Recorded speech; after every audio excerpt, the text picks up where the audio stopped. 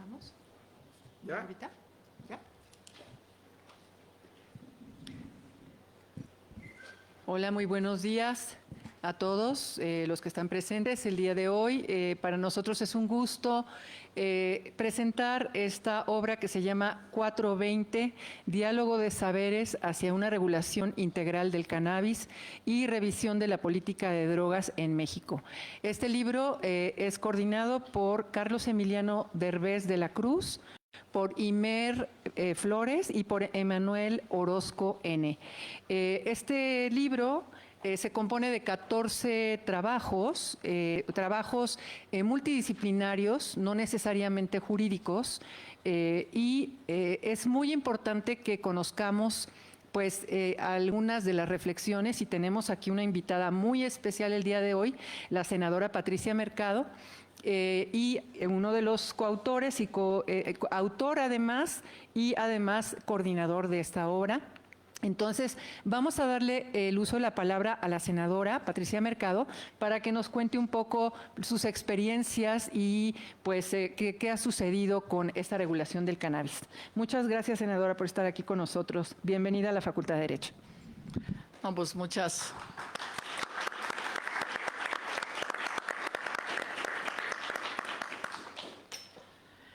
gracias por la invitación. Bueno, primero a ser parte de este libro, porque pues en los últimos pues ya casi 6 años que yo he sido senadora, hemos estado, digamos, tratando de construir los acuerdos necesarios para despenalizar, digamos, todo el tramo desde la producción hasta el consumo del cannabis.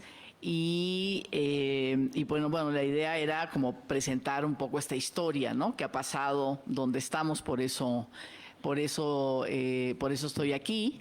Yo les comentaba en primer lugar que, y bueno, y de verdad me parece muy importante que un centro de conocimiento como es este, ¿no? Nuestra universidad, pues realmente genere evidencia, genere datos, genere análisis de contexto y todo lo que esto significa, porque eso, digamos, para quien hace la política pública, como para quienes tomamos decisiones a nivel legislativo, pues es muy importante, porque finalmente pues no debatimos, ¿no? Así como ideas sobre derechos, que ya es una cuestión, digamos, muy importante, sino también, digamos, a partir del conocimiento. Y bueno, pues la UNAM lo que genera, pues hay que pensarlo 2 veces antes de decir que no, ¿no? Y más bien como tomar y reflexionar desde eso. Entonces desde esa perspectiva, pues me pareció muy importante este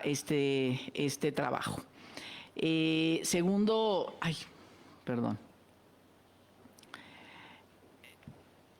Segundo, decir, como yo les comentaba, que desde hace, cuando empezó esta integración del Senado de la República, que como saben, ¿no?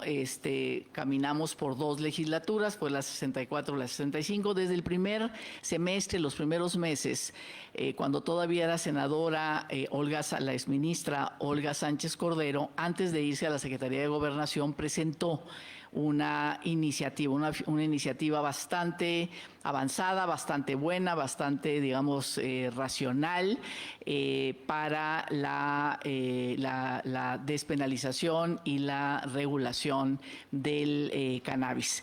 Lo que ella presentó durante casi 3 años tuvo muchísimas transformaciones. Y finalmente se fue al Congreso, a la Cámara de Diputados. La Cámara de Diputados cambió muchas de las cuestiones que habíamos planteado, nos la regresó al Senado de la República. Según distintos senadores traía pues muchos problemas de constitucionalidad las reformas que se habían hecho. Finalmente decidimos no tomar en cuenta ya esa minuta que llegaba de la Cámara de Diputados y hacer otra propuesta. Se formó una comisión plural de digamos, integrantes de las distintas bancadas. Tuvimos una sola reunión, más o menos hará unos, como yo decía, unos 3 años, y eso pues ahí quedó, ¿no? Ya nunca más se volvió a llamar. Y como saben, pues si la mayoría legislativa pues no convoca, no hay posibilidades de hacer ninguna otra cuestión. Una de las, digamos, de los avances que tuvimos en estos años fue la resolución de la Corte y el mandato al Congreso de la Unión para que se regulara el consumo de cannabis, producción hasta el consumo, desde la perspectiva del derecho al libre desarrollo de la personalidad, ¿no? El reconocimiento de la libre desarrollo de la personalidad como uno de los elementos centrales que la Corte puso en la mesa como parte de su resolución, y el mandato, por decirle jurídicamente, no sé qué palabra usar, pero al Congreso para que de inmediato hiciera esta regulación. Esto, a pesar de esta situación, pues no se pudo avanzar, y con una claridad, porque varias veces estuvo el secretario de Salud en el Senado, ¿no? Como parte de las comparecencias en los diferentes para la glosa del informe, y el secretario de Salud, realmente el secretario de Salud por un lado, y los primeros años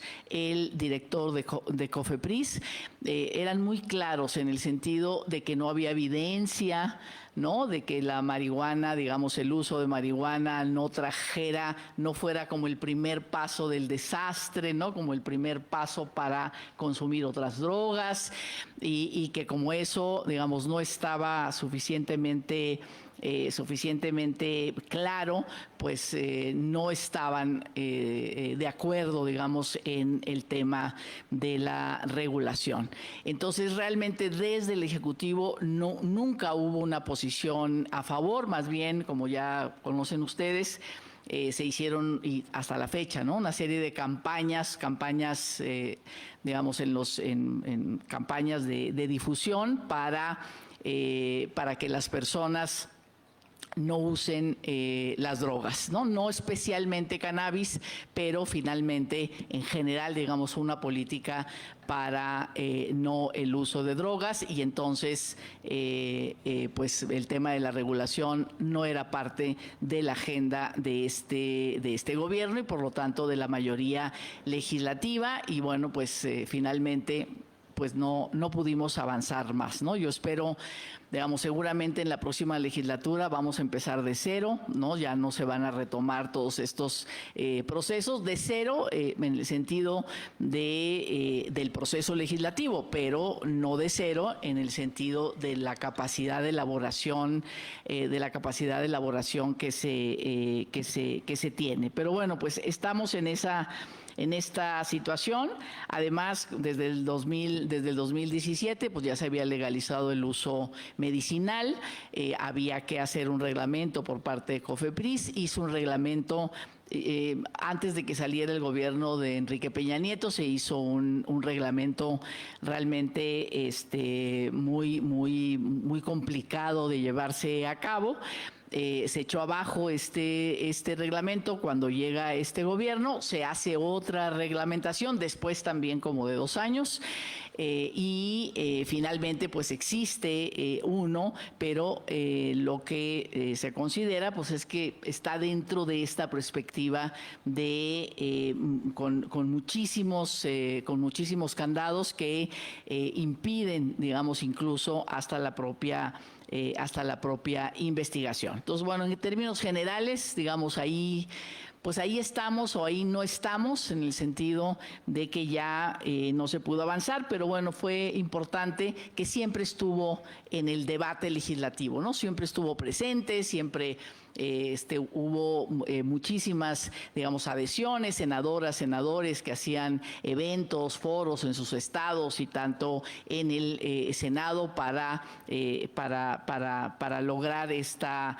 despenalización y regulación, pero bueno, pues finalmente no se hizo. Incluso propusimos un punto de acuerdo cuando uno de los casi únicos viajes creo que ha hecho el presidente fue cuando fue precisamente a una reunión sobre drogas a Colombia hace unos meses.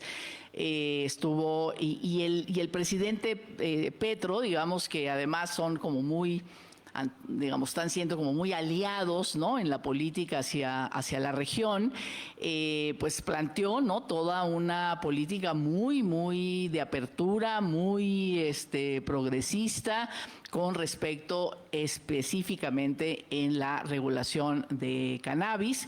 Estuvo el presidente en esa reunión que tenía ese objetivo y bueno, impulsamos, ¿no?, un punto de acuerdo para decir que bien, entonces en esta alianza, digamos, que se tiene con el gobierno de Colombia, podríamos retomar, digamos, la propuesta que tiene el Ejecutivo en este país. Sin embargo, pues tampoco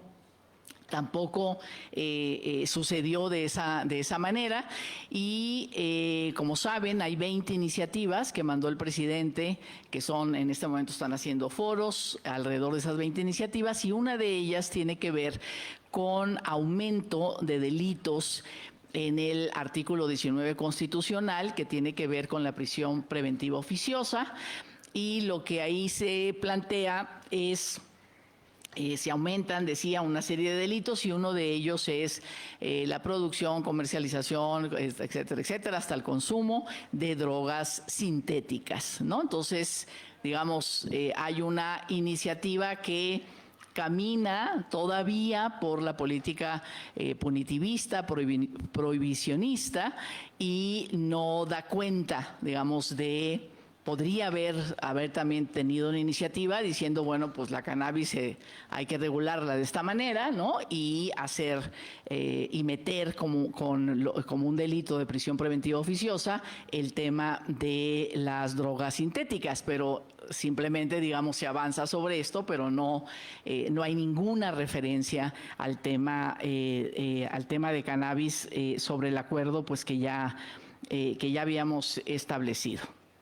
Bueno, diciendo esto, que creo que ahora sí puedo empezar mi presentación, perdón.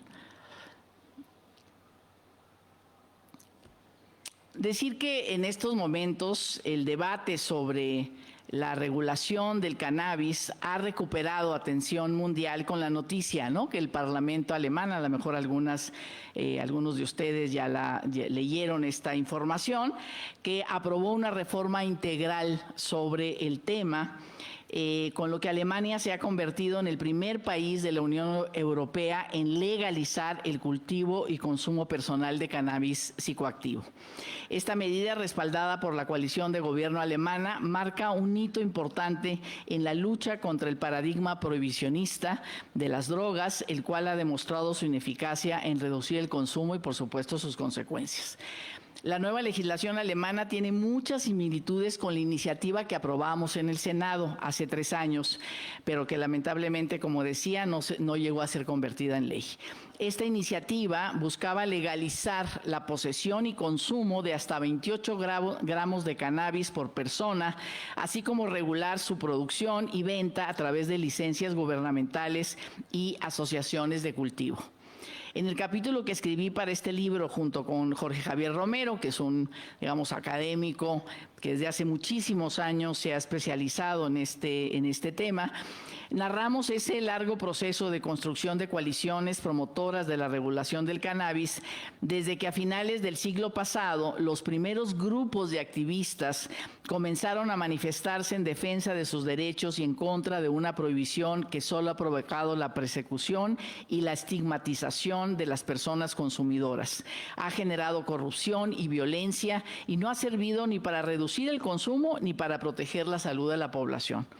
Por el contrario, a estas alturas ya nos debería quedar claro que la política prohibicionista no consigue ninguno de sus supuestos propósitos y, en cambio, genera muchos más males, pues propicia la existencia de organizaciones especialistas en mercados clandestinos, dispuestas incluso a utilizar la violencia para enfrentar las restricciones estatales al comercio de sustancias hasta ahora ilícitas. Durante un siglo, en México como en el mundo, se ha considerado de manera prácticamente unánime que la mejor manera de enfrentar los consumos de sustancias psicoactivas consideradas peligrosas a la salud es la prohibición. Durante los últimos 50 años, a partir de que en 1971 el presidente de los Estados Unidos declaró la guerra contra las drogas, además echó a andar una estrategia global para frenar tanto el tráfico como el consumo de sustancias con el uso generalizado de las policías, los cuerpos de seguridad del Estado y el sistema de justicia penal. Sin embargo, a lo largo de los últimos 25 años, como comentamos en el capítulo, en México hemos pasado de un fuerte consenso prohibicionista en el tema del cannabis a una percepción social y política favorable a una regulación sensata con un enfoque de derechos y de protección a la salud. Se ha tratado de un proceso en el que la deliberación pública ha jugado un papel muy importante, lo mismo que la investigación y el contraste de los prejuicios con la evidencia. La reflexión seria sobre la mejor manera de atender el tema del consumo de sustancias psicotrópicas no es nueva en México. A pesar del fuerte consenso prohibicionista, siempre existieron voces disidentes que cuestionaron la prohibición y la guerra contra las drogas. Es bien conocida la posición del doctor Leopoldo Salazar Viniegra, que en la década de 1930 promovió una estrategia pionera de reducción de daños, la cual se concretó en el reglamento de toxicomanías de breve vigencia durante los meses finales del gobierno del presidente Lázaro Cárdenas. Los efectos negativos de la prohibición para la seguridad por la corrupción y la violencia que generan, se conocía bien desde el fracaso de la prohibición del alcohol en los Estados Unidos y desde hace años quedó expuesta la agenda oculta del gobierno de Nixon para desatar la guerra contra las drogas. Lamentablemente, aquella política basada en la evidencia se enfrentó al empecinamiento prohibicionista promovida por los gobiernos de los Estados Unidos, sobre todo a partir de la declaratoria de guerra contra las drogas impulsada por Nixon en 1971. El fuerte consenso internacional y la presión de los Estados Unidos, que convirtieron al combate al narcotráfico en un punto central de la relación con México, al grado de establecer un sistema de certificación que condicionaba la cooperación económica a la buena conducta del gobierno mexicano en la materia, convirtieron a la política de drogas en un tabú intocable por la crítica política. La primera vez que un partido político se atrevió a cuestionar el prohibicionismo y a plantear la necesidad de regulación progresiva de todas las drogas para abordar los consumos de riesgo desde una perspectiva de salud y no de justicia penal, fue en la plataforma electoral de Democracia Social, efímero partido que participó en las elecciones del año 2000 con la candidatura de Gilberto Rincón Gallardo. Después, durante la campaña de 2006, como candidata a la presidencia de la República, llamé a despenalizar el debate sobre las drogas. En ese momento era despenalizar el debate, en realidad, ni siquiera ya despenalizar o entrar en un camino de regulación, sino por lo menos poder hablar del tema y a poner sobre la mesa los argumentos. Desde entonces, mi posición sobre política de drogas ha sido que la regulación y la despenalización plena del consumo son la mejor vía para enfrentar los consumos problemáticos de sustancias y cada vez pues muchos más grupos, mayor activismo de consumidores alrededor de estas propuestas. Desde entonces a la fecha se ha formado una creciente corriente de opinión favorable a la regulación, integrada, como decía, por organizaciones de la sociedad civil, tanto de usuarios de cannabis como de académicos y defensores de derechos humanos. En un principio, la demanda es la despenalización de las actividades necesarias para el consumo, sobre todo la posesión, para posteriormente impulsar un proceso integral de regulación, tanto para usos médicos como para uso adulto.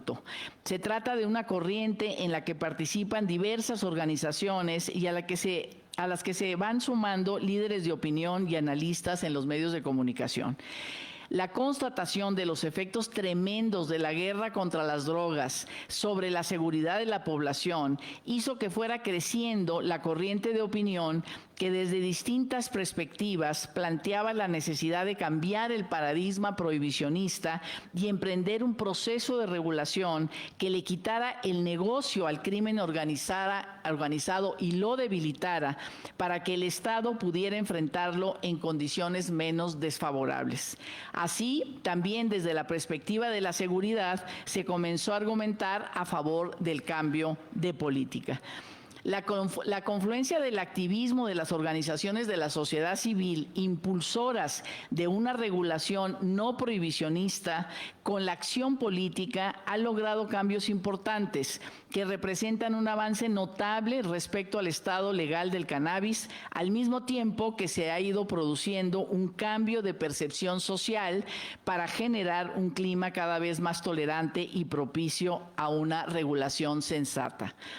A partir del 2015, cuando la Suprema Corte de Justicia de la Nación otorgó el primer amparo que declaraba inconstitucional la prohibición absoluta del cannabis al grupo SMART, la regulación en México ha avanzado sustancialmente.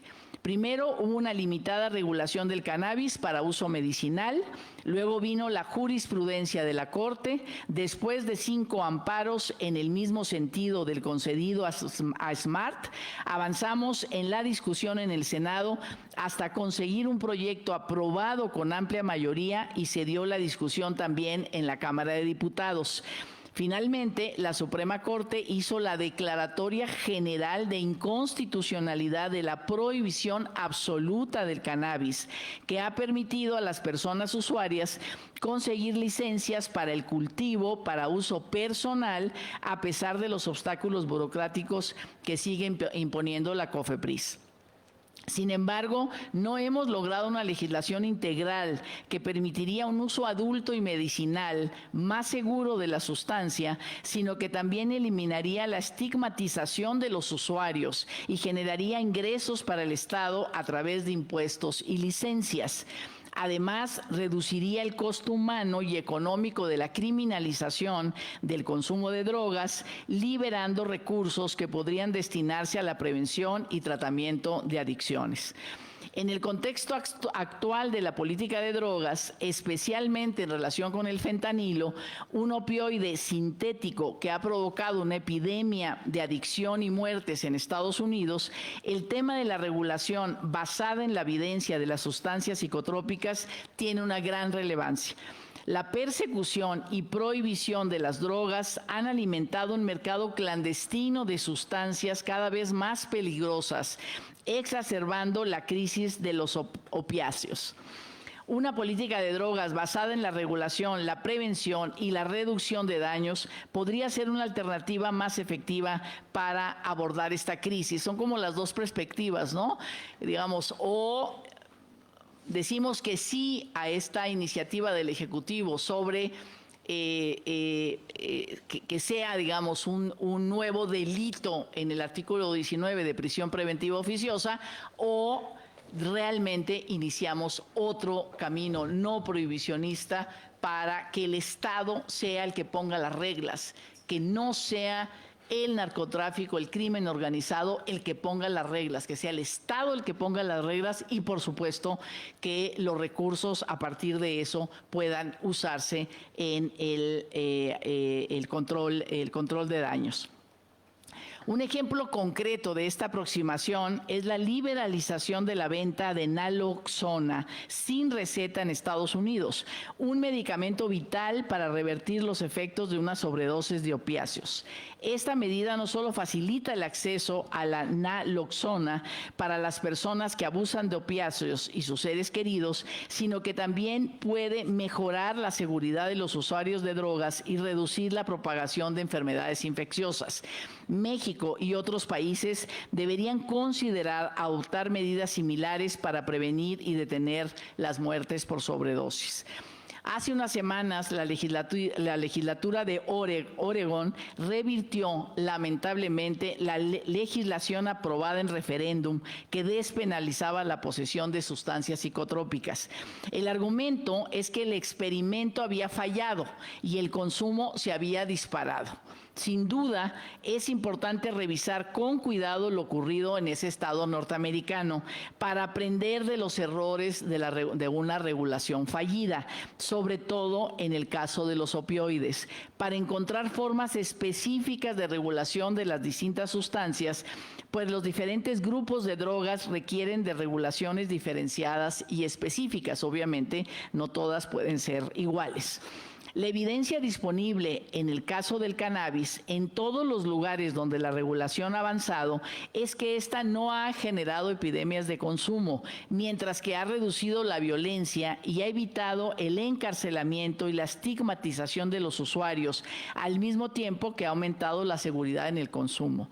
El paso dado ahora en Alemania abre la puerta para que otros países de la Unión Europea avancen en la regulación y con ello reduzcan el paso de las organizaciones criminales, protejan los derechos de las personas usuarias y enfrenten con normalidad un fenómeno cuyos efectos negativos deben abordarse desde el sistema sanitario y no a través de la criminalización y la persecución policíaca. Muchas gracias.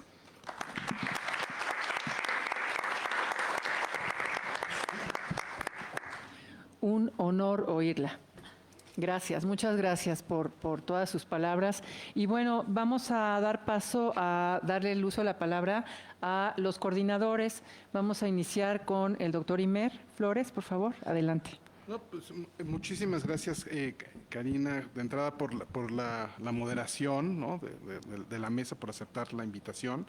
Pero yo también quisiera que luego nos lanzaras preguntas o inquietudes, ¿no? Sí, claro. Con comentarios, pero, Sí. pero a grandes rasgos, y bueno, qué bueno que ya se incorporó Carlos, que viene desde San Luis Potosí. Él es otro de los coordinadores del libro. Del hecho, él fue el primero que organizó como los foros, y ya de ahí lo capturamos, lo secuestramos y lo jalamos al equipo, y entonces ya lo cobijamos acá en el proyecto 420 del Instituto de Misiones Jurídicas de la UNAM. Y bueno, básicamente yo lo que quisiera como nada más hacer eco de lo que acabas de decir ahorita al final.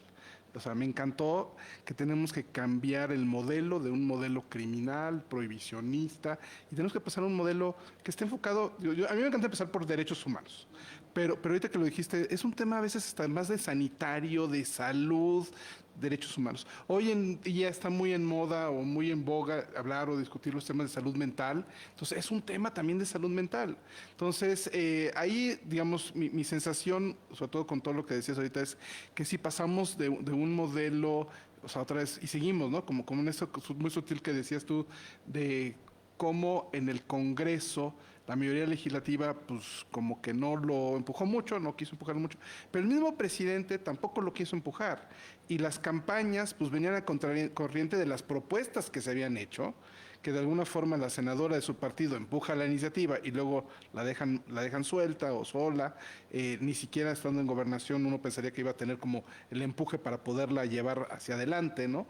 Entonces, esa parte pues sería una pregunta que yo te estaría a ti, Patricia, como para que nos cuentes, esa parte de la voluntad política, estamos en año electoral, de las elecciones.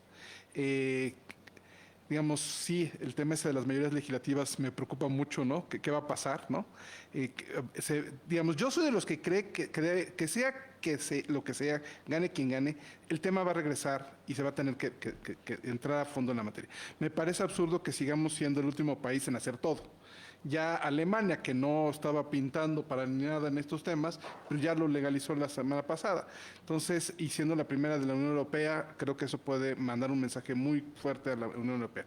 También tuvimos las reuniones en Naciones Unidas del tema de drogas. También hay un cambio de política hacia reducción de daños, que era parte de lo que yo también creo que por ahí va la política correcta, ¿no?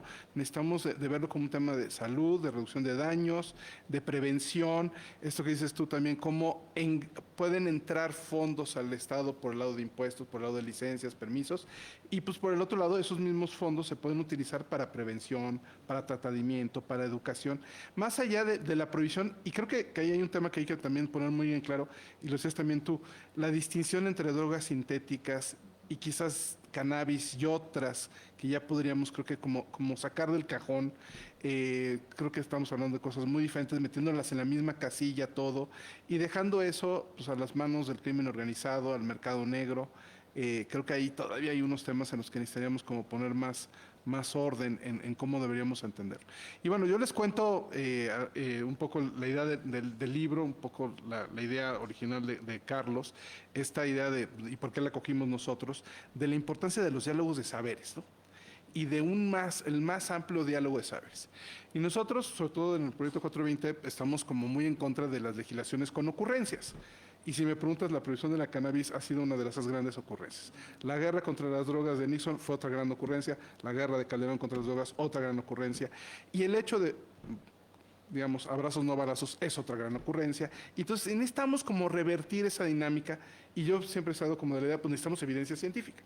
Entonces, diálogo de saberes científicos, sí, pero Carlos ha sido muy puntual en sobre todo insistir, y eso fue lo que nos gustó y lo que acogimos en el proyecto, que este diálogo amplio tiene que ser entre todos los saberes, científicos y no científicos.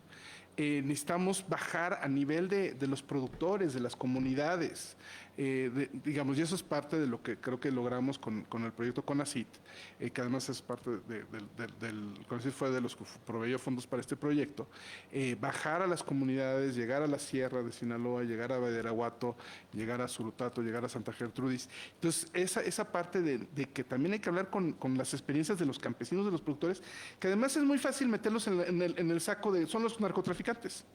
No, ellos producían un producto, valga la redundancia, que me venían a comprar a las puertas de mi cosecha, ¿no?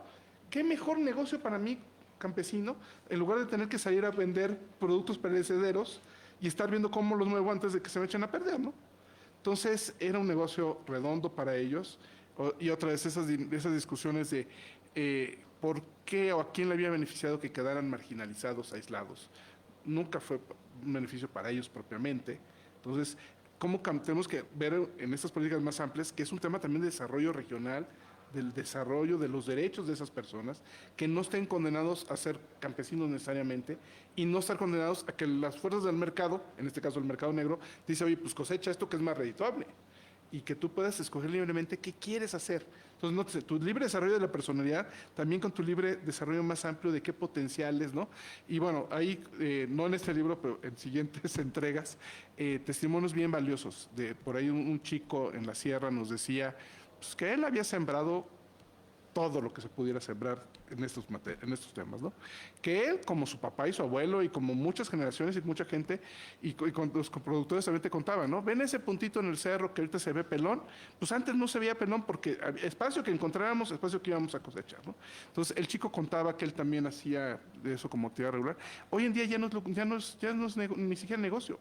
El negocio ya no está en el cannabis. El negocio está en las drogas sintéticas, el problema, como saben, del fentanilo, y otra vez, ahorita también lo tocabas muy bien, el tema del problema que tenemos con el absurdo de prohibir la naloxona. O sea, de verdad, es el más grande absurdo que puede haber.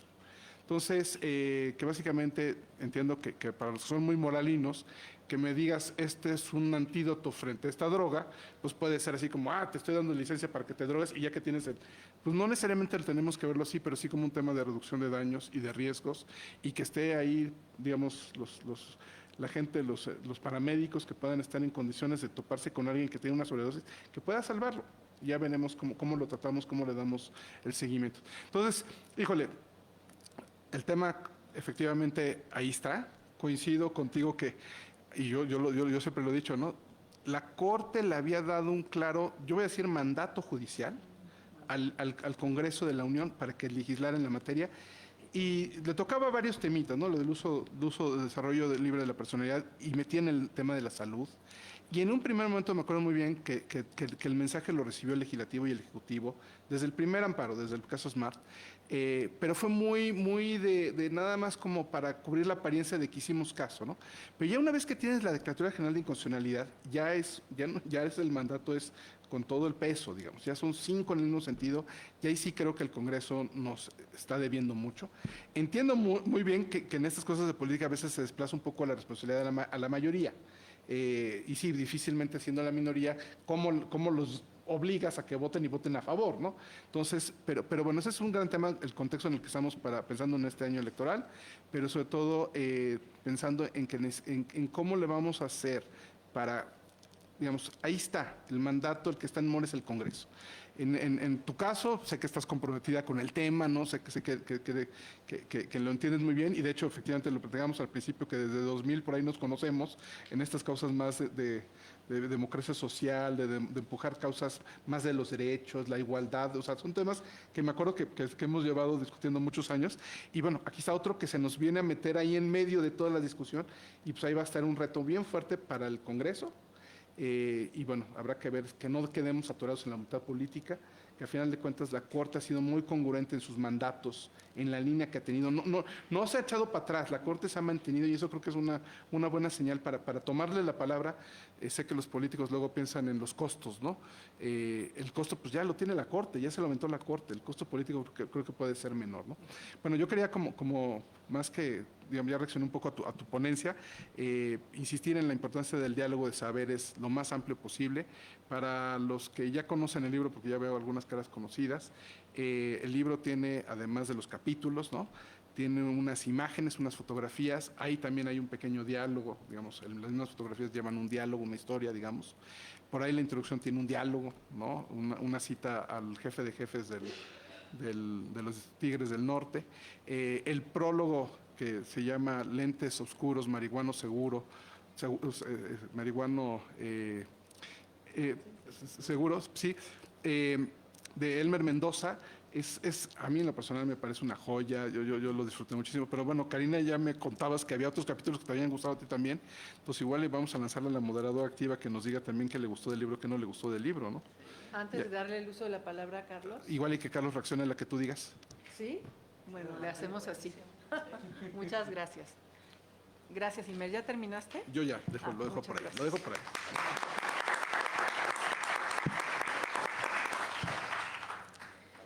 Bueno, pues yo quiero en principio confesar que este tema lo conozco poco.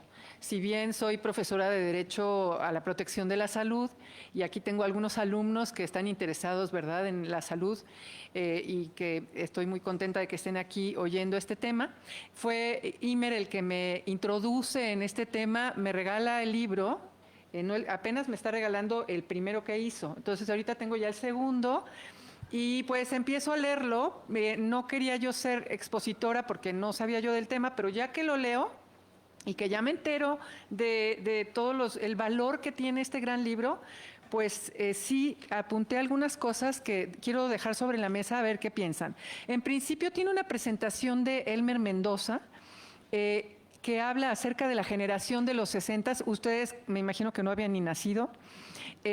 En ese entonces, en los 60s, había un modo de vida contractual muy divertido, pero muy vulnerable, ¿no? Y nos habla de muchas canciones que seguramente ustedes han oído, como la de Señora de Joan Manuel Serrat, la obra de teatro de Hair, que también hay una película, de Easy Rider, Los Enanitos Verdes, que seguramente se han oído, Manu Chao, por ejemplo, pero yo decía, bueno, la cucaracha no está, pues no está, porque la cucaracha no era de la generación de los 60, ¿verdad?, sino de la época de la Revolución, pero qué gran canción que no está incluida aquí dentro del libro, pero es muy importante saber que la cucaracha no podía caminar, precisamente por algo, ¿verdad?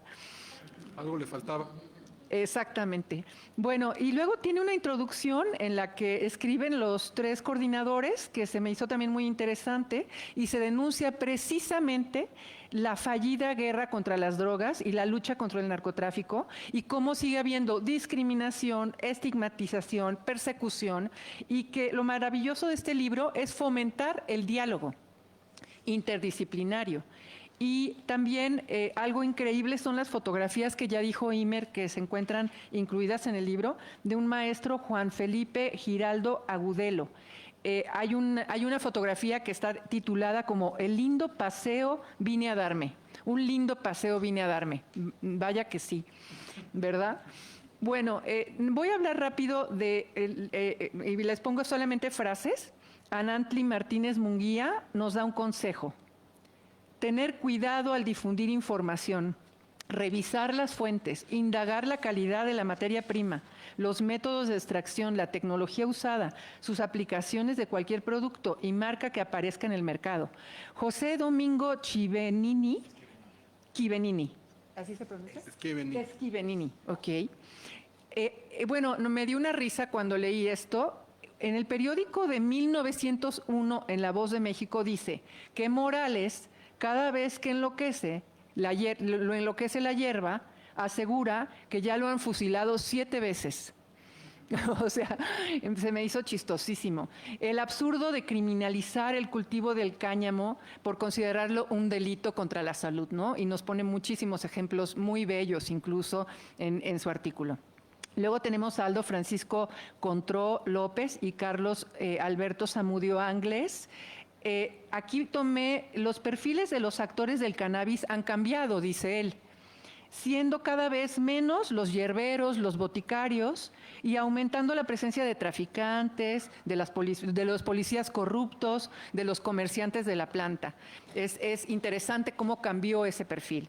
Abdel Vidrio Reynoso y Rubén García Sánchez me encantaron porque recurren a Derrida, a este gran filósofo, y por ejemplo la voz que se dice discurso prohibicionista, la droga, el estupefaciente, el psicotrópico, el veneno, el peligro, todos estos conceptos parecería ser que se unen precisamente para basarse en que la regulación del cannabis debería de ser feminista o no será. Me acordé de la marcha que siempre hacemos el 8 de marzo y ahora relacionada con el uso del cannabis. Se me hizo muy interesante. La guerra contra las drogas ha enriquecido a los bancos estadounidenses, financiando campañas políticas y alimentando un redituable comercio de armas. Por ello, no caminan las iniciativas de la ley y se perpetúa un régimen de verdad prohibicionista. Entonces, pues aquí está la clave por qué no han caminado entonces las leyes antiprohibicionistas. Luego tenemos a Patricia Mercado Castro, que está aquí con nosotros, que es un honor tenerla, que desde hace siempre ha sido una protagonista importante, ha llamado a despenalizar precisamente el debate, como la oyeron hace ratito, y que no se satanicen las posiciones favorables a la regulación. Es algo que tenemos que luchar porque algún día en este país así lo comprendamos todos. Héctor Joel Anaya Segura habla, aquí es muy interesante, y les hice esta pregunta en la mañana a mis alumnos. En el 2018 se formuló esta pregunta: ¿México está preparado para regular el uso de la marihuana? El 69.1%, casi el 70% de la población mexicana contestó que no, en el 2018. Si volviésemos a hacer hoy la pregunta, ¿cómo creen que quedemos en porcentajes? El trabajo 7 es de Amaya Ordorica y más y de Adrián Jiménez Sandoval. La no criminalización y regulación de la planta son los pasos necesarios para la construcción de la paz en México. Esta es una frase impactante. O sea, la construcción de la paz en nuestro país puede radicar en ya no criminalizar y regular la planta. Y la propuesta muy concreta para modificar y reformar tanto la Ley General de Salud como los códigos penales, el Código Federal Penal. También es muy interesante este artículo. Carmen Lucía Amezcua nos habla que la medicina se adapte al paciente y no al revés. Los médicos deberían de estar preparados, educados para saber cómo utilizar la planta, para saber cómo tratar ciertas enfermedades y conocer a la planta. Entonces se me hizo también un cambio de paradigma dirigido a los médicos muy importante. José Adrián Figueroa denuncia la falta de información científica del cannabis en relación a sus impactos socioambientales, educar a la población sobre el consumo moderado y sustentable. Polita Pepper nos propone una estratificación dentro de la cadena productiva. Cada función posibilita una industria ilegal. Están los campesinos, los pescadores, los burreros, los intermediarios, los traficantes, ¿no? Toda una serie de personajes que están en este panorama. María Cecilia Costero Garbariano y Carlos Emiliano Derbez nos hablan de que en Estados Unidos, fíjense nada más, la marihuana ya ha sido legalizada en más de 18 estados. Y la industria, hasta este momento, bueno, en el 2020, tiene el dato, había generado 17.900 millones de dólares. Y Canadá, casi todas sus provincias tienen legalizada la droga, la marihuana. Y en el 2020 se habían generado 2.600 millones de dólares canadienses de ganancias. El Ejecutivo Federal, nuestro Ejecutivo Federal en México, seguirá restringiendo toda la actividad relacionada con la planta. Este es en un análisis prospectivo lo que nos está diciendo este autor. Desgraciadamente, pues muy desilusionador para el panorama que se nos espera, ¿no? Lo que necesitamos es consolidar una industria nacional para negociar en condiciones de igualdad frente a los extranjeros, frente a todos los productores extranjeros. Bueno, aquí tenemos a uno de nuestros coordinadores y autor, Imer Flores, y me encantó que te refirieras a Carl Sagan y con su sinónimo, ¿verdad? ¿Cómo se llamaba? Mr. X. Mr. X. Ojalá que ha de haber estado Carl Sagan muy feliz, ¿verdad? De vivir en los Estados Unidos de Norteamérica actuales, ¿no? Ya no le tocó, ¿verdad? Ojalá, decía, que el momento de la legalización no esté muy lejano. La ilegalidad es un despropósito, un impedimento para la utilización cabal de una droga que ayuda a producir tranquilidad, intuiciones, sensibilidad y sentimientos de amistad en un mundo cada vez más disparatado y peligroso. Me encantó esta frase de Sagan. Y es del 71. 71, exactamente. Vamos lentos. Exacto, ya pasó tiempo. Y ya nada más me faltan dos. Mauricio Genet Guzmán Chávez. Fíjense nada más qué interesante, esto también lo platicábamos. El alcohol y el tabaco se encuentran legalizados y a pesar de que son sustancias más adictivas y las causantes del mayor número de muertes en el planeta. ¿Qué nos asegura que la regulación de los enteógenos no se desempeñe en una situación semejante a la regulación del tabaco y del alcohol? Bueno, se los dejo también sobre la mesa, esta pregunta que nos hace Mauricio Genet.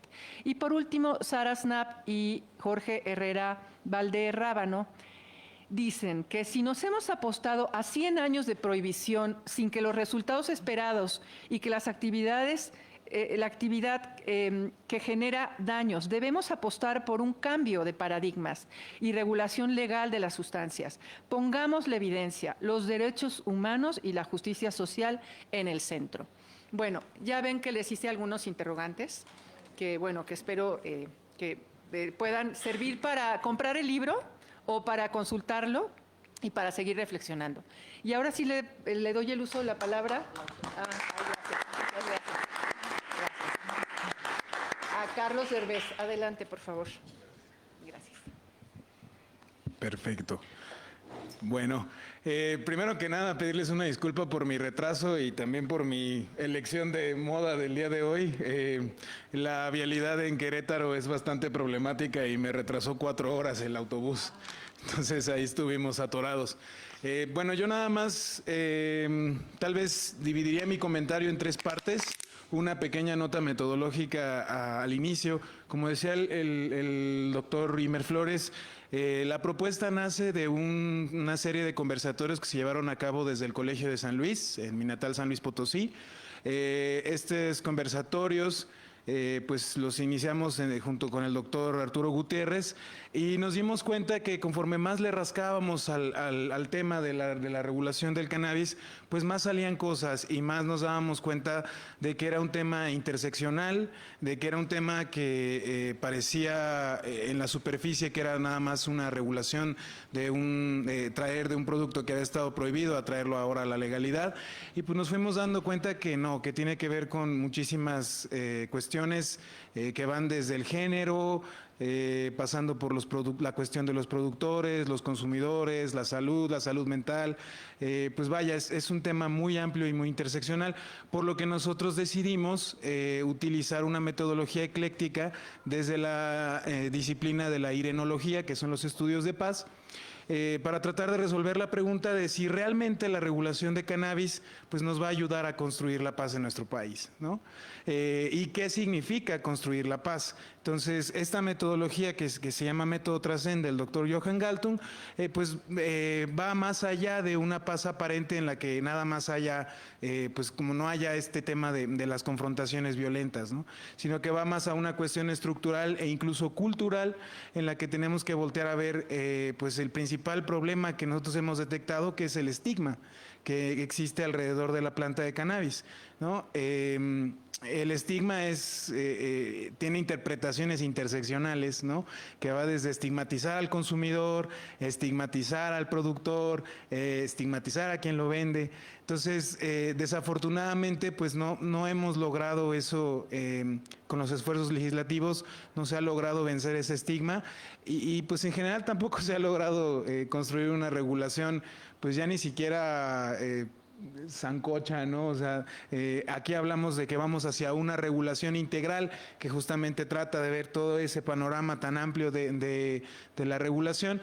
No obstante, pues no se ha logrado, ¿no? Y ahorita estamos en un proceso en el cual, pues, quién sabe qué vaya a suceder ahora con la entrada de la nueva presidencia y del nuevo poder legislativo, ¿no? Ya veremos en estos años. Un segundo comentario iría más hacia el texto que ya comentaba aquí nuestra moderadora, en relación al texto que escribí con la doctora Cecilia Costero. La doctora Cecilia Costero está especializada en minería canadiense, ¿no? Y nosotros tratamos de voltear a verlo pues como desde la diferencia entre la competencia de lo que va a ser una industria canadiense que ya está cotizando en la bolsa de futuros, ¿no? Que aquí en México existe una empresa que es canadiense mexicana, ¿no? Que tiene fondos de la bolsa de futuros canadienses, pero es manejada por mexicanos. Acá sobre todo se concentra su actividad en el Estado de México y pues de los productores locales no de Sinaloa como tradicionalmente se voltea a ver, pero de un proyecto que se está gestando desde hace tiempo en Tetecala, municipio del estado de Morelos, ¿no? Donde vemos que pues son ejidatarios que desde una cuestión pues muy humilde, muy simple, muy sencilla, están intentando integrarse a esto como boom del oro verde, ¿no? Y que pues ahora sí que el know-how, los métodos de producción, el capital que tienen para poder producir a gran escala y no solamente eso, sino que también una cuestión de controles de calidad, certificaciones, pues todo este tipo de cosas pues quedan muy fuera del alcance de los productores locales, desafortunadamente, ¿no? Entonces tenemos por este lado pues la industria, me permitiré decir anglosajona, que ya está muy desarrollada, ya está muy, pues sí, pensando ya en las nuevas, en lo que sigue, ¿no? Ya ni siquiera se comercia tanto con la flor, por ejemplo, se está volteando a ver más hacia los extractos, cada vez hay una cuestión molecular mucho más compleja, ¿no? Primero empezamos con extractos de delta 9 THC, que es como la versión psicoactiva y más inestable de las moléculas de los cannabinoides, pero ahorita ya estamos en delta 8, HHC, cuestiones que van mucho más allá y que yo creo que la regulación mexicana ni siquiera alcanza a vislumbrar que también hay que regular esas cosas, ¿no? Y por otro lado, pues los productores locales que lo que están tratando de hacer es sembrar flores, ¿no? La planta de cannabis lo que se consume no es las hojitas tan tradicionales, es la flor, precisamente por eso está en la portada del libro, ¿no? Es esta flor muy bonita. Y que es una planta que finalmente pues se ha producido de manera tradicional en México desde hace bastantes años, ¿no? Yo me permitiría decir que desde la colonia para acá, y que finalmente pues no tiene nada que ver esa producción tradicional con la producción mucho más tecnificada de ahora de la modernidad, por así decirlo, ¿no? Y un último comentario ya para cerrar mi participación es que estoy sumamente orgulloso orgulloso y agradecido de que la senadora Patricia Mercado pues esté con nosotros el día de hoy en esta mesa y sobre todo que haya tenido la voluntad de participar de este libro. Les contaré que por ahí nos aventuramos, unos amigos y yo, se nos invitó en algunas mesas de estas iniciativas que se estaban formulando y nos aventuramos a irles a dejar un oficio a todos y cada uno de los senadores que habían ingresado una iniciativa de ley de todos los partidos, porque dentro de este diálogo de saberes que justo comentaba el doctor, pues no tenemos nosotros distinción ni preferencia por una fuerza política específica, sino que pensábamos que todas deberían de estar representadas. No obstante, la única que sí se animó y que de hecho me dio una sorpresa increíble, yo estaba trabajando y de repente me llamó a mi teléfono personal y me dijo, sí, buenas tardes, con Carlos Derbez. Está hablando la senadora Patricia Mercado, ¿no? Fue impresionante para mí, como un proyecto gestante, que la senadora haya querido participar y que finalmente la senadora nos habló desde su experiencia, que creo que no hay nadie mejor para haberlo hecho, porque ha sido de las principales defensoras de esta regulación desde hace muchísimo tiempo, no nada más desde que se puso de moda, ¿no? Entonces, pues nada más comentarles esto, recomendarles ampliamente el libro. Si pueden conseguirlo en físico, aquí vamos a estar con algunas copias. Si no, de todas maneras, es una versión de dominio público, es totalmente digital. Y precisamente lo que queremos es pues sentar ciertas bases de conocimiento para poder ir construyendo todavía a futuro sobre esta regulación y no solamente quedarnos en la regulación de cannabis per se, ¿no? Ya hablaba el doctor Imer de esta distinción entre lo sintético y lo natural y precisamente ahora pues yo por lo menos en lo personal me estoy volcando hacia voltear a ver la regulación de todas las otras plantitas o especies vegetales y fúngicas, ¿no? Que están por ahí, los hongos de psilocibe, el sapo bufo, ¿no? la liana de ayahuasca, todas estas plantas que están tomando bastante fuerza, pues también en tierras anglosajonas, para el tratamiento de enfermedades mentales, de padecimientos muy específicos, pero que pues hay una tradición detrás, incluso una vinculación biocultural con algunas etnias de México, ¿no? Y cuál va a ser su papel, su saber, ¿no? El papel de su saber ahora en esta adopción de estas plantas a la modernidad y también pues inevitablemente hablar de cómo va a quedar regulada esa posible industria. Pero bueno, sin más, pues yo les agradezco muchísimo por haber estado aquí y agradezco a la mesa y pues no, una disculpa por el retraso, pero aquí estamos. Muchas gracias.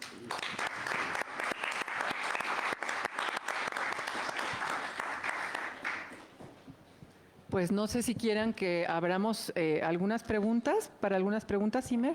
A mí yo quisiera quizás darte la palabra a ti para que comentaras, Sí. reaccionaras, porque me temo que ya toca cambio de hora, entonces me temo que los alumnos se van a escapar pronto. Entonces no abusemos de ellos. Entonces, si quieres tú cerrar con alguna reacción a todo lo que hemos dicho, lo que ha dicho también Karina, digamos, sí, público, preguntas también si quieren rápidamente aventar preguntas, pero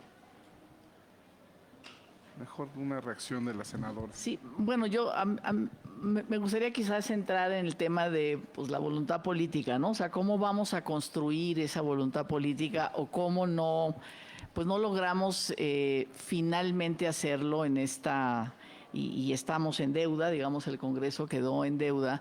Sí hubo una votación, mayor, o sea, la mayoría de las y los senadores que constituyen la mayoría legislativa están a favor, ¿no? La gran mayoría, no todos, pero sí la gran mayoría. Y entonces sí logramos, digamos, un dictamen, que fue el que se fue a Cámara de Diputados, pero bueno, pues allá se detuvo, ¿no? O sea, lo que no Allá logramos... tuvieron su propia mayoría. Su propia mayoría lo detuvo o hizo, Otra. digamos, otra que realmente, o sea, no tenía sentido. Mejor no regularla, ¿no? Y un poco con las organizaciones civiles, con los activistas, ya ves que teníamos un plantón allá afuera del Senado, ¿no? Con plantíos de así unas plantas divinas de... ¿Mandé? Sí tuvieron, ¿no? Un plantón. Sí, durante muchísimo tiempo. O sea, ya cuando finalmente se fue a Cámara de Diputados, ya la negociación ahí con los grupos fue distinta, digamos. Pero bueno, se logró finalmente avanzar.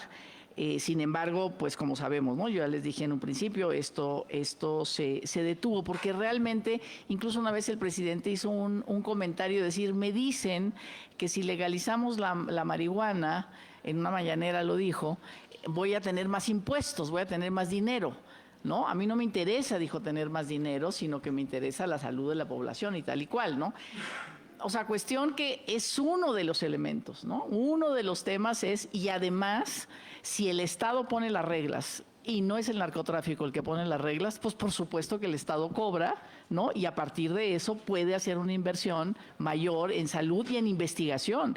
Las reuniones que tuvimos de los institutos de investigación de la salud, de veras, los investigadores estaban desesperados, ¿no? Es decir, sabemos de las bondades para epilepsia, para cánceres, para todo el tema del dolor, ¿no?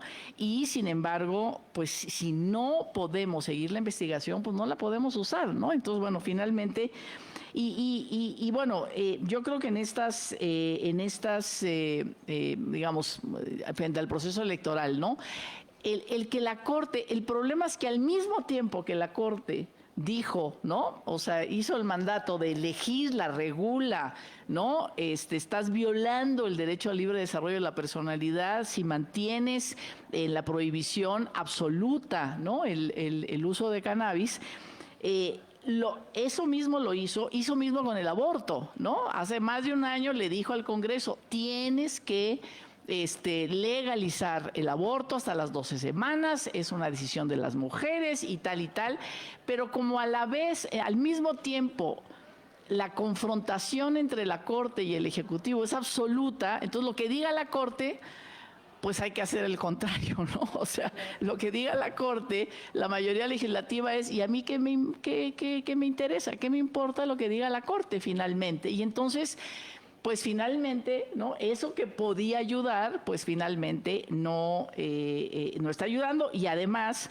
pues esta, digamos, sobrecarga en el poder de las decisiones de las Fuerzas Armadas, ¿no?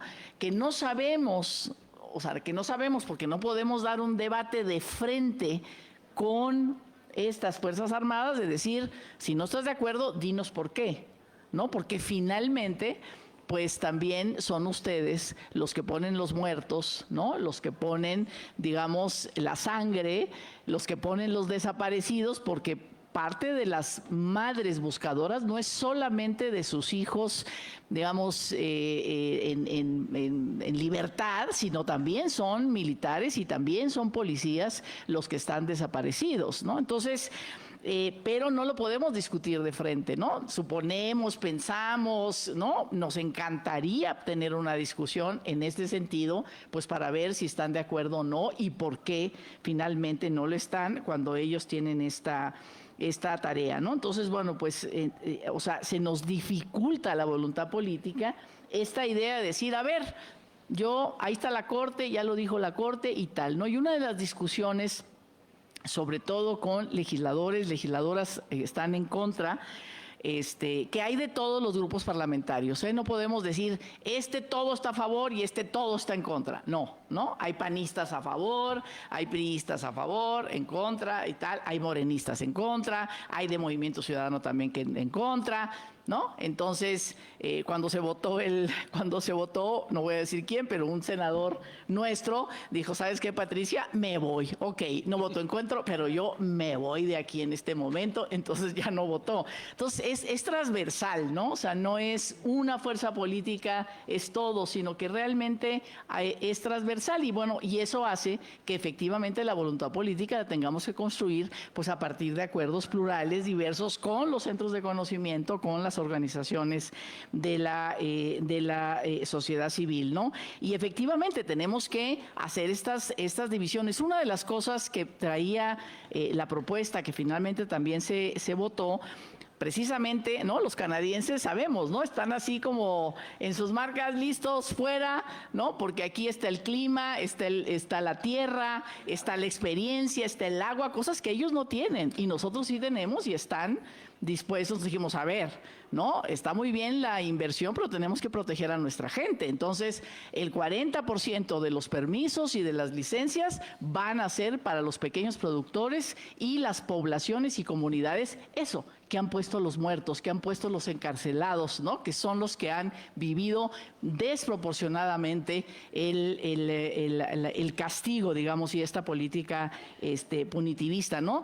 Todo lo que implica, como tú decías, bueno, todo este estudio de las plantas que me parece muy importante, porque finalmente son tradiciones indígenas, ¿no? Son tradiciones de comunidades que finalmente, por esas tradiciones, pues terminan en la cárcel, ¿no? Son verdaderamente los encarcelados, ¿no? Uno que otro capo por ahí, pero en general es así. Entonces, bueno, simplemente diría eso, una propuesta que hizo un senador del PRI de Guerrero hace también como 3 años, era hacer una empresa pública estatal, ahí en el estado de Guerrero, para comprar el amapola a los productores, o sea, comprársela aquí, que no la anduvieran, digamos, por el camino del delito, sino por el camino de la legalización, y ya que fuera esa empresa pública la que se la vendiera a las farmacéuticas, digamos, a donde se necesitara. También eso no avanzó, pero digamos, son como distintas ideas quizás de ir generando esta voluntad política que necesitamos. Bueno, son muchas cosas, pero realmente felicidades.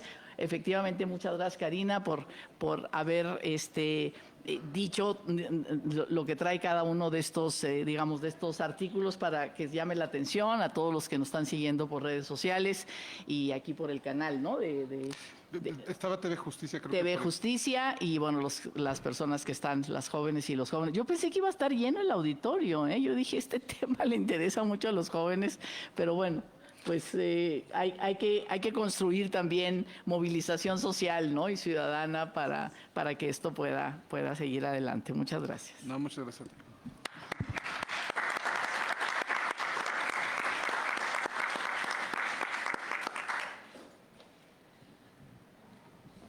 ¿Damos por concluido o sí? Yo creo que damos por concluido, ¿verdad? De verdad, ¿hubiera alguna pregunta? Hay varios que están todavía por aquí. ¿Alguien quiere preguntar algo? ¿Dudas? ¿O comentar algo? ¿No? ¿De plano?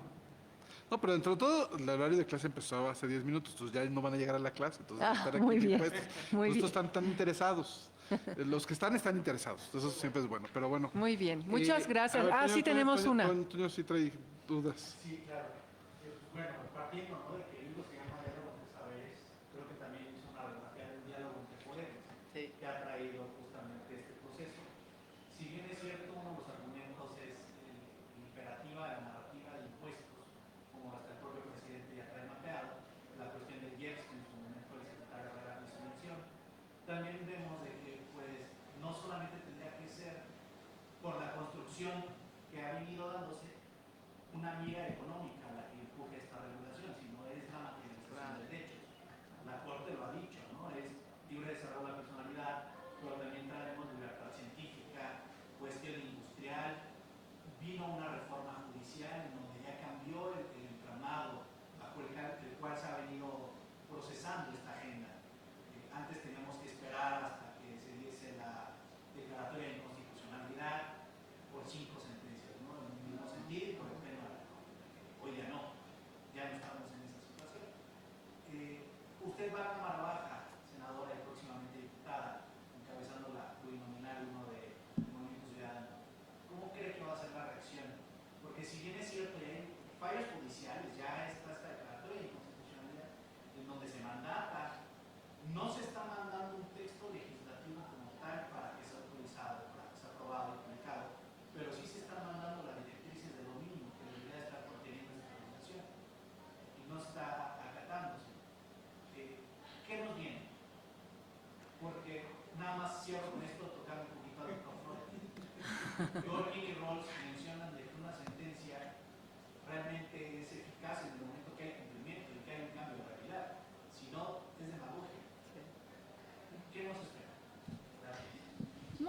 Mira, Olga Sánchez Cordero también va a la Cámara de Diputados, ¿no? Entonces, ella tenía como la esperanza, ¿no? De poder sacar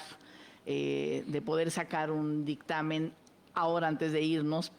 Pues definitivamente no pudo porque ella es la presidenta de la Comisión de Justicia. Está convencida del tema, pues yo creo que lo que nos espera es cómo logramos de nuevo, digamos, alianzas legislativas allá, ¿no? Para sacarlo adelante. Yo no sé, vamos a ver cómo están las composiciones, ¿no? Si existan senadores, senadoras que lleguen con esta agenda, comprometidos con esta agenda, veremos quién llega y luego pues ya ver en Cámara, pero por lo pronto ella y yo ahí estaremos y sí traemos esta agenda, ¿no? Y me parece que, pues bueno, finalmente, digamos, sí somos una minoría, pero pues, ¿no? Las minorías persistentes y consistentes finalmente logran, ¿no? Volverse, ganar, digamos, los terrenos siempre y cuando pues se haga con evidencia, con tolerancia, con respeto a las diferencias, ¿no? Y con reconocimiento de esas diferencias para finalmente lograr los acuerdos posibles, ¿no? Ir finalmente avanzando. Yo creo que serán, digamos, 3 años de mucho trabajo en esta agenda, ¿no? Porque pues finalmente se nos está enredando, digamos, se mucho el tema de seguridad o de inseguridad, ¿no? Digamos, todo este tema de desaparecidos, pues eso, o sea, huele, ¿no? Huele a la lucha contra las drogas, ¿no? Huele a que no hemos avanzado en una política distinta, ¿eh? Sí, huele y duele, por supuesto, sobre todo, ¿no? Entonces, bueno, pues yo eso espero, ¿no? Que esto siga. Cuando yo fui candidata en el 2006, ya no digamos Gilberto Rincón Gallardo en el 2000, era como váyanse para Dinamarca, o sea, no hablen de esto aquí, o sea, ¿a quién le interesa, no? Y sin embargo, pues en 12 años está aquí, está en el centro del debate, ¿no? Podemos decir que sí o que no, pero está en el centro del debate, ¿no? Y todo el cuestionamiento de la lucha contra las drogas de Calderón, pues tendría que tener la consecuencia de entonces construyamos otro camino, porque si no estamos exactamente en el mismo camino que estamos criticando, ¿no? Entonces, bueno, pues eso así lo veo, esperemos que sí. Muchas gracias. ¿Ya? Yo digo que sí. Podríamos seguir hablando aquí, ¿verdad?, el resto de la tarde, pero creo que la senadora tiene un compromiso y muchas gracias por su participación. Sí. Cuando me dijo que tenía que tomar carretera para allá, le dije, pero entonces sí empezamos a tiempo. Exactamente. No, pues muchísimas gracias. Gracias a todos por estar aquí. Muchas gracias. Muchas gracias. Y que siga el diálogo.